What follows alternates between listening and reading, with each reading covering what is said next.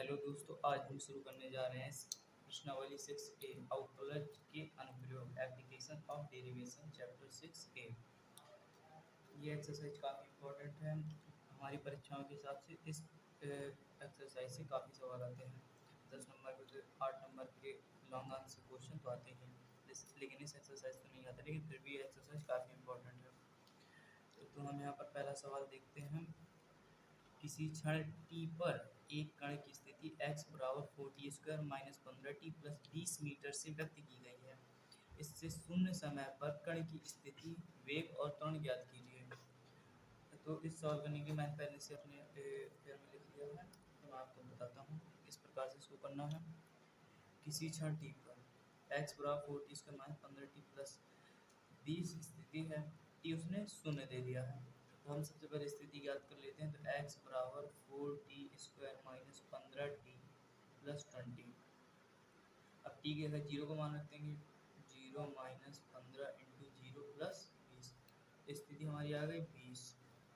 मात्रक, यदि कोई मात्रक दिया है तो मात्रक लिख देंगे, नहीं तो बिना मात्रक के लिख सकते हैं, मात्रक भी लिख दीजिए।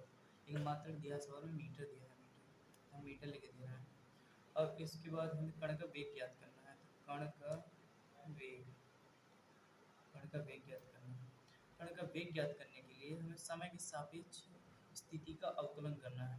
तो हम करते हैं dv/dt, मतलब जो हमें ज्ञात करना है उसको ऊपर लिख करके उसको समय के सापेक्ष मतलब कर लेना है हमें उसका अवकलन। 4t² minus 15t plus 20 dy/dt। इस प्रकार से लिख देते हैं dv/dt। इसका अवकलन करने पर दो आ जाता है। इसका सूत्र होता है xn की पावर n होता है, तो इसका सूत्र मिल जाता है n(xn) माइनस 1। लिख दे रहा हूँ मैं आपके लिए यहाँ पर x पावर n बराबर n(xn) माइनस 1। तो यहाँ पर हो जाएगा 2 × 4 8 80 माइनस 15। इसका ये हो जाता है 80 माइनस 15 dv/dt। और जैसे कि सवाल में दिया है t बराबर 0, तो हम यहाँ पर लिख देते हैं dv/dt बराबर 80 माइनस 15 मीटर प्रति सेकेंड। तो मीटर प्रति सेकेंड आएगा, जबकि वेग माइनस में तो होता नहीं, तो हम इसको प्लस में कर लेंगे। t बराबर 0, मतलब हम यहाँ पे नीचे पर शब्दावली में लिख सकते हैं t बराबर 0 पर प्रति 15 मीटर प्रति सेकेंड का वेग होगा।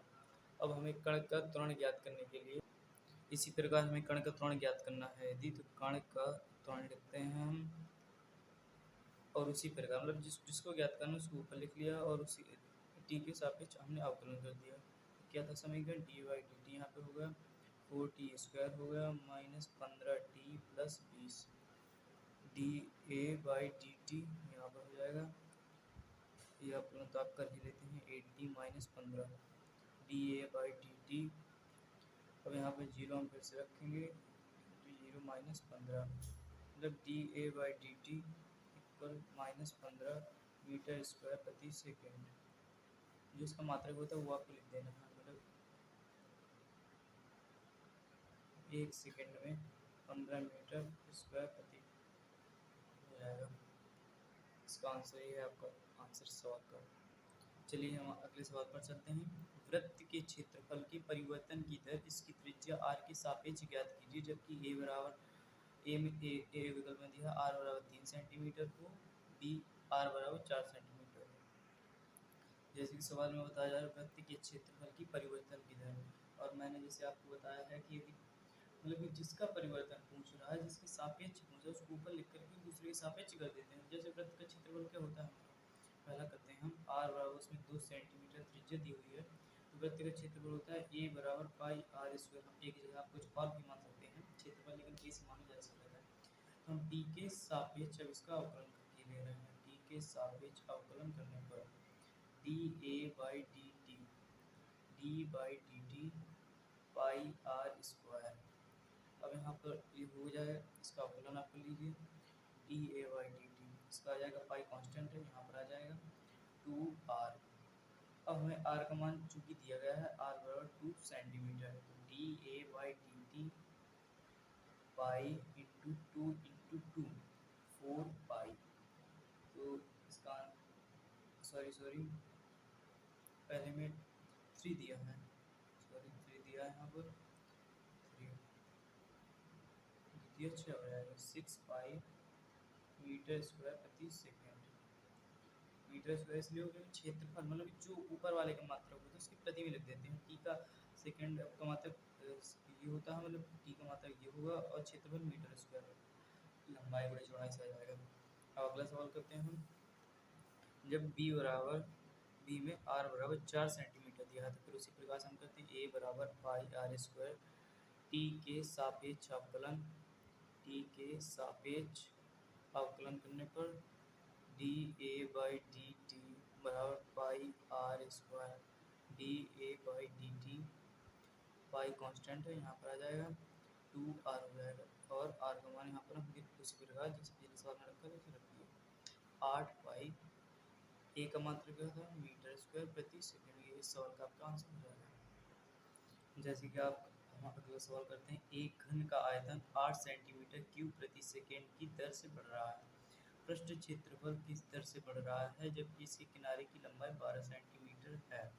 तो अब इस सवाल को करते हैं। घन का आयतन 8 सेंटीमीटर क्यूब से बढ़ रहा है,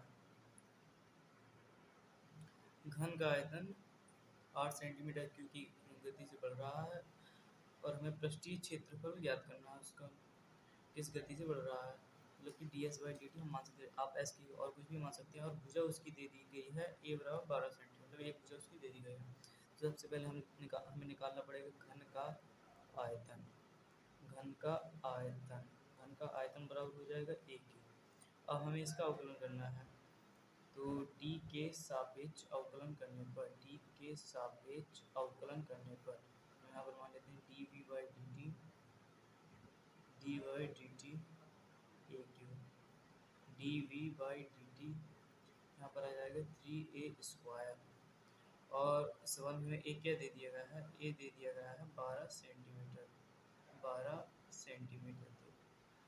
तो सॉरी यहाँ पर 12 सेंटीमीटर नहीं आएगा, यहाँ पर ए बराबर 12 सेंटीमीटर। तो यहाँ पर जब इसको दोबारा करेंगे तो ये D A by into D T हो जाएगा। D V by D T क्या दिया था 8 सेंटीमीटर क्यूब, तो हम यहाँ पर लिखे दे रहे हैं 8 3a कितना दिया है हमारा 12, 12 का whole square D A by D T हो जाएगा। तो 8 3 12 गुणे 12 144 हो जाएगा यहाँ पे और 2 से यहाँ पे काट दिया, यहाँ पे काट दिया 2 दूनी 4 12 2 2 इंटू और 16 18 54 हो जाएगा यहाँ पर into d A by D T यहाँ पर हो जाएगा। तो D A by D T का हमने मान निकाल लिया 1/54, 1/54 आ गया हमारे D A by D T का मान। जैसे कि D A by D T का मान आ गया 1/54। तो हमें अब पृष्ठ का क्षेत्रफल बताया, उसमें पृष्ठ के क्षेत्रफल क्या होगा। तो घन के पृष्ठीय क्षेत्रफल कितना होता है, घन के पृष्ठीय क्षेत्रफल का मान होता है 6a स्क्वायर। तो हम इसको पृष्ठीय क्षेत्रफल s मान लेते हैं, 6a स्क्वायर हो जाएगा। इसका t के सापेक्ष कर देंगे D s by D T 6, इसका करेंगे अवकलन D D 6a square 6s by 6 D s by D T. इसका अवकलन करेंगे कितना आएगा 12a इंटू डी ए इंटू डी टी बटे डी टी। चूँकि ए बराबर दिया हमारा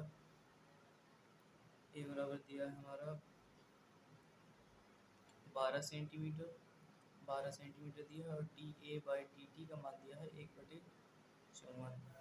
तो हम यहाँ पर रख देंगे D s by D t बराबर 12 गुणे 12 बटे 1/54, 1 बटे यहाँ पर 54 आ जाएगा। 2 से काटा 3 से काटा 3 से काटा 3 दूनी 6। तो d s by D t बराबर हो जाएगा 2। यहाँ पर मुझे थोड़ा काटने में गलती हुई थी मुझसे, 2 से 12 हो जाएगा यहाँ पर, 2 से 12 हो जाएगा यहाँ पर, यहाँ 2 2 से 14 आ जाएगा 27 आ जाएगा। इसके बाद हम इसको 3 3 27 3 चौको 12 आ जाएगा।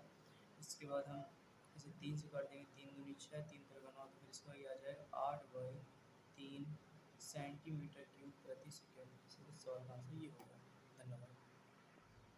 आपके बुक की चौथा सवाल दिया हुआ है। एक वृत्त की त्रिज्या समान रूप से 3 सेंटीमीटर प्रति सेकंड की दर से बढ़ रही है। ज्ञात कीजिए कि वृत्त का क्षेत्रफल किस दर से बढ़ रहा है जब त्रिज्या 10 सेंटीमीटर हो। तो मतलब उसने d are by D t दे दिया है 3 सेंटीमीटर पर सेकंड। ए बराबर तो वृत्त का क्षेत्रफल होता है पाई आर स्क्वायर और उसकी एक त्रिज्या आर बराबर दे दिया उसने 10 सेंटीमीटर। तो हम सवाल को करेंगे। सबसे पहले हम ए बराबर पाई आर स्क्वायर लेते हैं जो कि वृत्त का क्षेत्रफल होता है। इसके बाद हम टी के सापेक्ष अवकलन करेंगे। टी के सापेक्ष अवकलन करने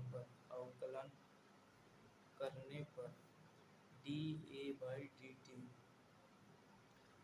पाई तो कांस्टेंट है, यहाँ पर आ जाएगा 2r, यहाँ पे आ जाएगा D are by D T, D A by D T pi.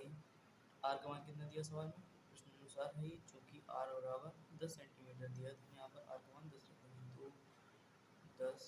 D R by D T मान कितना दिया है 3, तो D A by D T pi into 10 का 20 द्वितीय 60। हमारा इसका आंसर आ जाएगा D A by D t बराबर 60 पाई मीटर स्क्वायर प्रति सेकेंड। तो हम इस सवाल में लिख सकते हैं कि वृत्त की त्रिज्या 3 सेंटीमीटर प्रति सेकेंड की दर से बढ़ाने के लिए त्रिज्या 16 पाई से बढ़ रही है। धन्यवाद। इसी प्रकार आपका अगला सवाल 5वां बिल्कुल सेम सवाल है। एक परिवर्तनशील घन का किनारा 3 सेंटीमीटर प्रति सेकंड की दर से बढ़ रहा है। घन का आयतन किस दर से बढ़ रहा है जबकि किनारा 10 सेंटीमीटर लंबा है। तो घन का किनारा 3 सेंटीमीटर प्रति सेकंड की दर से बढ़ रहा है, तो हम लिख लेंगे D A by D T. जो समय के सापेक्ष बढ़ रहा है उसमें मात्रक दिया है सेंटीमीटर प्रति सेकंड, तो इसी प्रकार से लिखेंगे 3 सेंटीमीटर प्रति सेकंड और भुजा क्या दी है 10 सेंटीमीटर और घन का आयतन मान लेते हैं। घन का आयतन एस से मान लेते हैं, आप किसी से मान सकते हैं। हम लिख देते हैं हल है ये आपका D s by D T और आयतन क्या होता है, घन का आयतन में लिख दे रहा हूँ एक ही। घन का आयतन होता है कि ये सब सूत्र आपको याद होना बहुत आवश्यक है। यदि आप सूत्र आप जानेंगे तो इसका प्रश्नावली और एक पूरी एक्सरसाइज में आपको दिक्कत होने वाली है। D s by D T इसका अवकलन करेंगे 3a स्क्वायर हो जाएगा और आगे हो जाएगा हमारा d A by D t. तो d s by D T a का मान कितना दिया हुआ है, ए का मान 10 दिया है, 10 का होल स्क्वायर हो जाएगा। यहाँ पर d A by D T का मान दिया है 3 इंटू 100 इंटू 3 कितना हो जाएगा हमारा 900 सेंटीमीटर क्यूब पर सेकेंड। ये मतलब इसका आयतन मुझे क्यू में ही तो होगा, ए क्यू दिया है, आयतन क्यू में आ जाएगा। आंसर किया आपके सवाल का आंसर हो गया। आपके बुक में अगला सवाल छठवां दिया है। एक स्थिर झील में एक पत्थर डाला जाता है और तरंग वृत्तों में 5 सेंटीमीटर प्रति सेकंड की गति से चलती है। जब वृत्ताकार तरंग की त्रिज्या 8 सेंटीमीटर है तो उस क्षण घिरा हुआ क्षेत्रफल किस दर से बढ़ रहा है। तो सबसे पहले उसने दे दिया है d are by D t. हमको question number 6 d are by D t उसने दे दिया है 5 centimetre per second, 5 centimetre per second, 5 centimetre per second हमें दे दिया है और इसके बाद उसने त्रिज्या दे दी है आर बराबर 8 सेंटीमीटर। तो वृत्त के रूप में जा रहे हैं इसलिए हम इसमें वृत्त का सूत्र लगा देंगे। आप पाई ए बराबर पाई आर स्क्वायर, हम इसका टी के सापेक्ष अवकलन करेंगे d A by D T, pi constant रहेगा 2r into d a d r sorry d are by D T, D A by D T pi r मान क्या दिया 8 into d are by D T मान दिया था 5, d A by D T pi 8 दूनी convert 40, 40 दूनी 80, इसका answer हो जाएगा 18 पाई। भाई सरल सवाल से सेम टाइप के थे। अब हम अगला सवाल देखते हैं। ये सवाल दिया अगला, एक वृत्त की त्रिज्या 8 सेंटीमीटर पर सेकंड की दर से बढ़ रही है, इसकी बढ़ती की वृद्धि की दर क्या है जब r बराबर 4.9 सेंटीमीटर दिया हुआ है। तो हम सबसे पहले लिखेंगे किस दर से बढ़ रही है d are by D T. D R by D T हमारा दिया 0.7 सेंटीमीटर पर सेकेंड और आर बराबर दिया है 4.9 सेंटीमीटर और हमें उसने परिधि दे दी। परिधि की त्रिज्या किस दर से बढ़ रही है। ये अगला सवाल करते हैं। D R by D T दिया 0.7 सेंटीमीटर पर सेकेंड, आर बराबर दिया 4.9 सेंटीमीटर। परिधि में परिधि की त्रिज्या किस दर से बढ़ रही है, ये ज्ञात करना है। तो हम सबसे पहले लिखते हैं d A by D t बराबर 2 पाई आर। इसको हमने टी के सापेक्ष अवकलन किया है। D A by D t बराबर 2 पाई कांस्टेंट हो गया, इसको आर का अवकलन करेंगे तो 1 आ जाएगा, यहाँ पर लिख दिया जाएगा। और डी आर डी टी लिख सकते हैं। D A by D T 2 pi into d are by D T कितना दिया 0.7, तो कितना आ जाएगा 1.4 पाई मीटर सेंटीमीटर स्क्वायर पर सेकेंड। ये आपके सवाल का आंसर होगा। अगला सवाल दिया हमारी किताब में। एक घन के कोर में 4 सेंटीमीटर पर सेकेंड की दर से वृद्धि हो रही है। यदि कोर की लंबाई 8 सेंटीमीटर हो तो घन के आयतन में किस दर से वृद्धि होगी। तो ये सवाल बिल्कुल वैसा ही है जैसे पिछले के सवाल थे।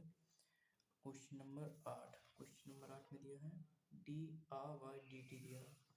इसको कोर की लंबाई से D A by D T मान सकते हैं। 4 सेंटीमीटर पर सेकेंड हुआ और ए दे दिया है हमारा 8 सेंटीमीटर।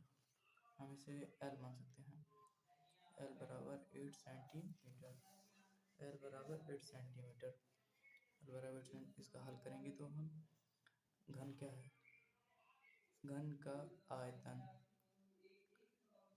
आयतन ए क्यूब हो गया। तो हम इसका टी के सापेक्ष करेंगे। टी के सापेक्ष अवकलन करने पर तो लिख सकते हैं d A by D T D by D T a cube हो गया।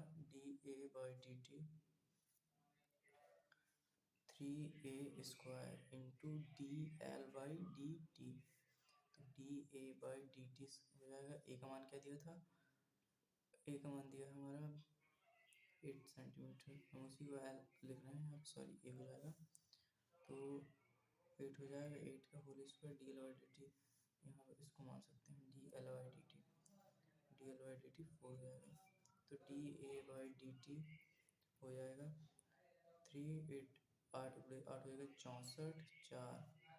4 दिए 12 गुड़े 64, 12 गुड़े होता है 768 सेंटीमीटर स्क्वायर प्रति सेकेंड हो जाएगा आपका। ये होगा सर का आंसर। सर बच्चों यहाँ पर सेंटीमीटर क्यूब होगा, घन का मात्रा तो क्यूब ही होता है, यहाँ पर क्यूब आ जाएगा। चलिए अगला सवाल करते हैं। अगला सवाल दिया था यदि एक घन द्वारा t सेकेंड में s मीटर दूरी तय की जाती है तथा s बराबर 5t cube plus 2t square है तब 3 सेकेंड के अंत में कण का वेग तथा त्वरण ज्ञात कीजिए। ये बात ध्यान देना है कि 3 सेकेंड के अंत में वो पूछ रहा है। तो हम पहले सवाल लिख ले रहे हैं। उसने 3 सेकेंड के अंदर समीकरण दे दिया है s बराबर 5t cube plus 2t square. इसके बाद उसने कह दिया है कि t बराबर 3 सेकेंड के अंत में वेग तथा त्वरण ज्ञात करो। वेग तथा त्वरण ज्ञात करो। तो हम इसका हल लिख सकते हैं s बराबर वेग के लिए, यह भी वेग के लिए चल रहा है आपका। वेग के लिए s बराबर दिया 5t cube plus 2t square. हम इसका t के सापेक्ष अवकलन कर लेते हैं। t के सापेक्ष अवकलन करने पर D s by D T इसका अवकलन कर लेंगे 15t स्क्वायर प्लस 2 3 4 4t आ जाएगा। तो d s by D T चूँकि t बराबर दिया हमारा 3 सेकेंड दिया तो 15 गुणे 9 हो जाएगा यहाँ पे, और यहाँ पे 4 गुणे 3 हो जाएगा। तो 9 को 9 45 हो जाएगा, 9 को 9 4 14 हो जाएगा 45।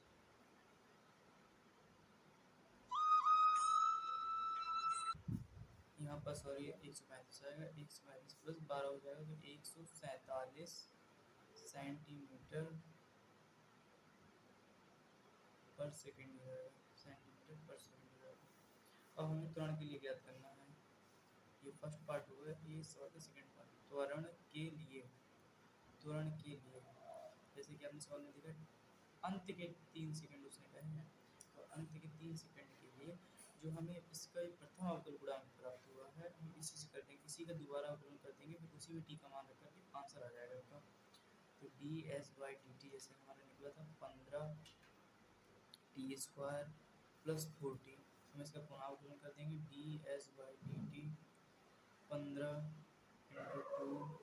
इंटू टू प्लस ये 4 हो जाएगा, यहाँ D s by D T दोबारा लिख देते हैं, 15 दूनी 30 हो जाएगा, इंटू टी में कितना टी दिया है 3 दिया है, प्लस 4 हो जाएगा, 3 त्रिगुण 9 90 हो जाएगा, 4 हो जाएगा 90 4 94, इसमें हमारा मात्रक आ जाएगा मीटर प्रति सेकंड स्क्वायर, इस बार में आ जाएगा मीटर प्रति सेकंड। धन्यवाद, ये सवाल भी हमारा हल हो चुका है। चलिए अगला सवाल करते हैं। जैसे कि सवाल में दिया हमारे क्वेश्चन नंबर 10 में, वृत्त की त्रिज्या में 5 सेंटीमीटर प्रति सेकंड की दर से वृद्धि होती है, ज्ञात कीजिए कि वृत्त का क्षेत्रफल किस दर से बढ़ रहा है जब त्रिज्या 12 सेंटीमीटर है। तो हमें इसमें क्षेत्रफल ज्ञात करना है किस दर से बढ़ रहा है, तो हम ए बराबर क्षेत्रफल वृत्त होता है ए बराबर पाई आर स्क्वायर, इसका टी के सापेक्ष हम अवकलन कर लेंगे, टी के सापेक्ष अवकलन करने पर d A by D T, यहाँ पर डी बाई डी टी हो जाएगा, यहाँ पर पाई आर स्क्वायर आ जाएगा, तो D A by D T pi into 2r into d are by D t आ जाएगा, तो D A by D T pi r की जगह क्या लिख देंगे हम, आर की हमारा दिया है 12, तो d are by D T दिया हमारा 5, d A by D t आ जाएगा हमारा पाई इंटू 24 इंटू 5, 5 को 20, 5 दूनी 10 तो 12, 120 पाई सेंटीमीटर स्क्वायर पर सेकंड के क्षेत्र में वृद्धि होती है। चलिए बच्चों हम 11वां सवाल 6a का शुरू करते हैं। जैसे दिया है सवाल दिया है एक का सूत्र s बराबर 2t cube minus 90 square plus 12t plus 1 द्वारा गतिमान है, जहाँ s टी समय में विस्थापन है, तो ज्ञात कीजिए। फर्स्ट पॉइंट है 1 सेकंड पश्चात वेग तथा त्वरण।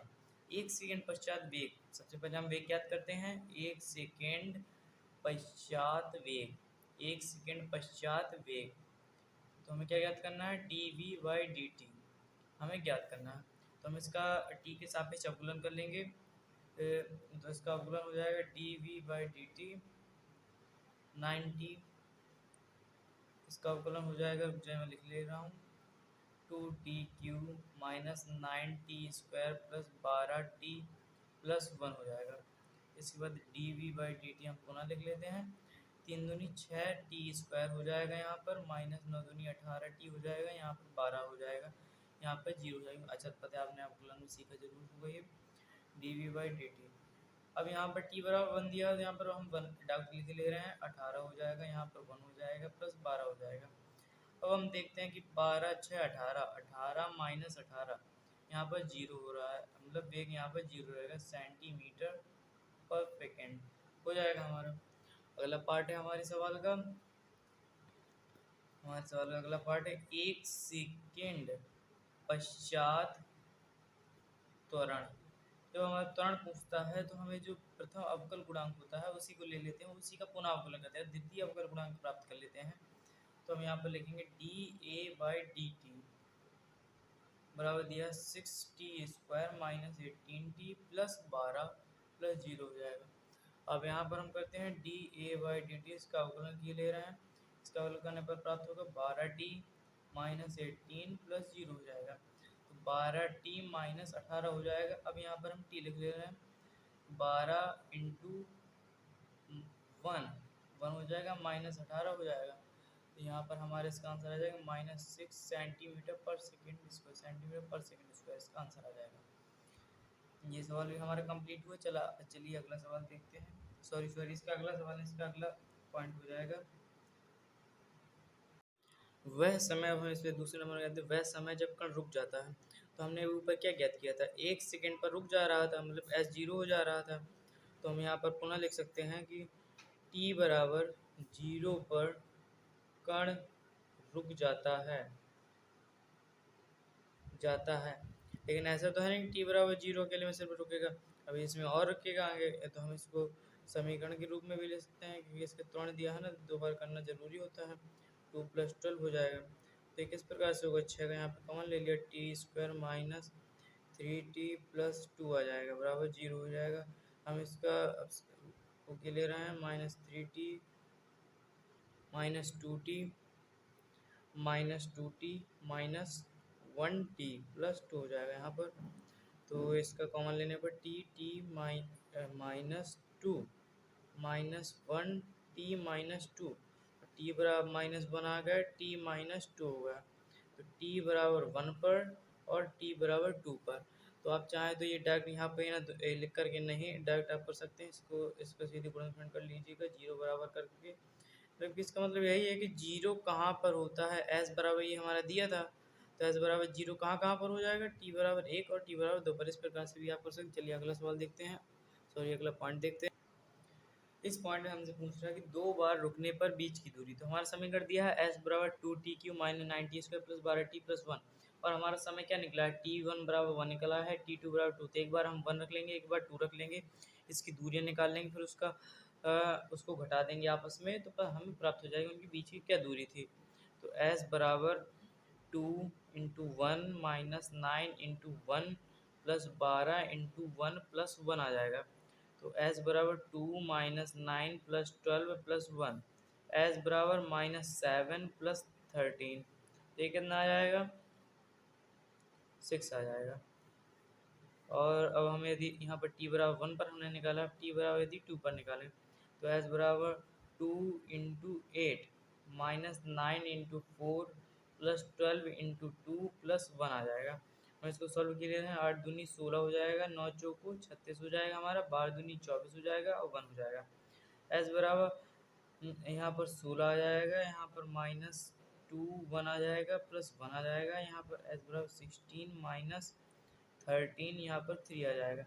अब हमें इन दोनों के बीच का अंतर निकालते हैं, यहाँ पर s1 s2 मान लेते हैं। तो s बराबर s2 - s1 हो जाएगा, तो हमारा हो जाएगा 3 सेंटीमीटर ये दूरी आ जाएगी। ये इस सवाल का भी आंसर हो। चलिए अगला सवाल देखते हैं। अब हम सबसे पहले हम सवाल पढ़ लेते हैं एक बार, ये अच्छा सवाल है काफ़ी।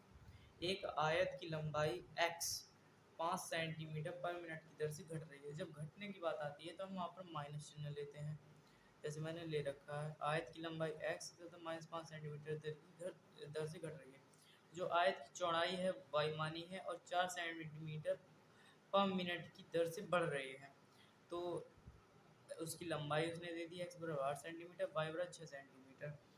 तो उसने सवाल पर पूछा है कि परिमाप और क्षेत्रफल के परिवर्तन की दर ज्ञात कीजिए। सबसे पहले हम परिमाप ज्ञात करते हैं। तो परिमाप क्या होता है, परिमाप बराबर आयत का परिमाप बराबर होता है 2l + b।